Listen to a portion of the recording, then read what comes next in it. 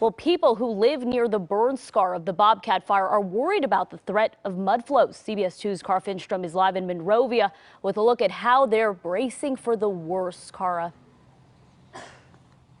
Yeah, public works crews say they expect to see some mud flows, some debris flows in the hillsides above us. So you can see that K-rails have been put up here to protect some of the area homes. They say it is possible debris flows from those burn areas of the Bobcat fire could come down and block streets, cause some damage. So an evacuation warning now in place for some of the most vulnerable residents here, the folks living in the neighborhoods around Ridgeside and Oakdale drives. All right, take a look. This is some of the rain that's been coming down throughout the day. Monrovia Fire and Rescue, they're out patrolling the area. Public Works crews also went door to door earlier to let folks know about that evacuation warning. The National Weather Service, they've issued a flash flood watch for all of the areas affected by the Bobcat fire through 6 this evening. And to prepare for all this rain that is coming down, drainage areas were cleared and tractors and dump trucks have been pre-positioned. They're ready to go, ready to respond if needed. We spoke with some locals who are keeping an eye on these hillsides and trying to remain optimistic. It could impact us, yeah. We're high up in the canyon, so we're always expecting something to come down, and we're always alert. We're always unaware. So I think we're going to be fine. You know, it should be done by the end of the day, so we'll be all right.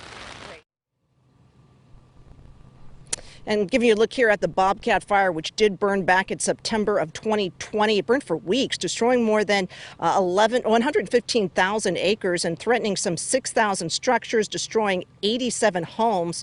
Local authorities always talk about the 1-2 punch of wildfires. First, there is the destruction caused by the flames. And then back here live, of course, locals always have to worry about the rains that follow, causing these types of mud flows. So everyone here kind of watching today, waiting to see just how much damage might be done up in those hillsides. Back to you. Thank you so much, Cara. Well, we're starting to see some mud start to flow from heavy rain in Lytle Creek. This is the burn scar from the South fire. You can see mud and debris has flowed into the street there, so use caution if you plan to be driving through that area. We do want to tell you about several evacuation warnings that are in effect across the Southland today. In Riverside County, Apple burn scar areas include Marshall C, Myas A, Potrero A, and Noble A zones, all under evacuation warning. There is a center available for those who voluntarily evacuate at the Albert A. Chatigny Senior Center on Oak Valley Parkway in Beaumont. Now, in parts of Yucaipa, they are also under evacuation order due to mud and debris flow concerns. The areas do include Oak Glen, Forest Falls, Mountain Home Village, Northeast Yucaipa, and Highway 38 from Bryant to Angeles Oaks. An evacuation center has been set up at Redlands East Valley High on East Colton Avenue in Redlands. The San Bernardino County Animal Shelter is offering assistance in evacuating animals. And things over in Orange County, a voluntary evacuation warning is issued for the bonfire burn areas.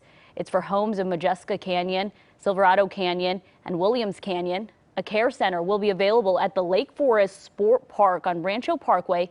Meanwhile, people with disabilities or if you need help evacuating, you can call the OC Sheriff's Dispatch at 714-647-7000.